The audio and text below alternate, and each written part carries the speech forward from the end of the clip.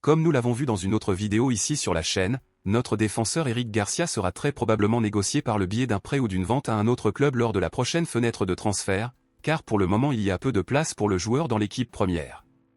Eric Garcia a même joué un rôle important lors des derniers matchs, agissant à certaines occasions comme premier milieu de terrain. Cependant, comme pratiquement tous les milieux de terrain du club se sont déjà remis de leurs blessures et ont repris le jeu, il n'y a donc plus de place pour lui à ce poste. S'il n'y a pas d'espace pour Eric Garcia au milieu de terrain, le joueur retournera à sa position officielle, qui est celle de défenseur. Cependant, comme Ronald Araujo et Andreas Christensen sont sur le point de revenir pour rejoindre Pau Cubarsí et Inigo Martinez en défense, il n'y aura donc pas non plus beaucoup de place pour Eric Garcia à ce poste. En conséquence, Barcelone prêtera ou vendra très probablement Eric Garcia lors de la prochaine fenêtre de transfert, et des clubs comme Gérone et la Real Sociedad sont intéressés par la signature du joueur. Mais selon vous, pensez-vous que Barcelone devrait vendre, prêter ou rester avec Eric Garcia?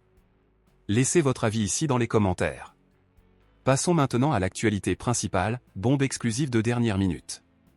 En plus d'Eric Garcia, Barcelone fera également ses adieux à d'autres joueurs, et par conséquent avec le départ de certains joueurs, Barcelone en accueillera d'autres pour rejoindre l'équipe blaugrana. Ainsi, au cours des dernières heures, il a été confirmé que Barcelone visait déjà sa première recrue pour 2025, et ce serait le rêve devenu réalité pour de nombreux supporters des culés.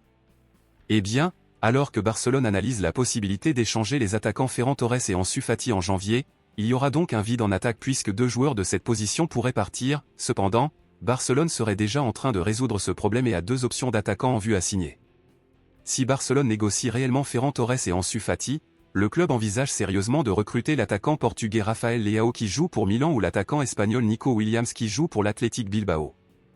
Rafael Leao n'est pas content à Milan et a déjà demandé à son agent de parler au conseil d'administration de Barcelone pour savoir si le club est toujours intéressé à le signer. Quant à Nico Williams, l'envie de recruter le joueur n'est pas complètement morte et malgré les rumeurs de renouvellement de contrat avec l'Athletic, le joueur n'a pas renouvelé son contrat à ce jour. Compte tenu de cela, à votre avis, si Barcelone signait un seul des deux pour rejoindre le club à partir de l'année prochaine, qui préféreriez-vous être embauché, Rafael Leao ou Nico Williams? Dites-le moi ici et je lirai votre commentaire, je vous verrai dans la prochaine vidéo.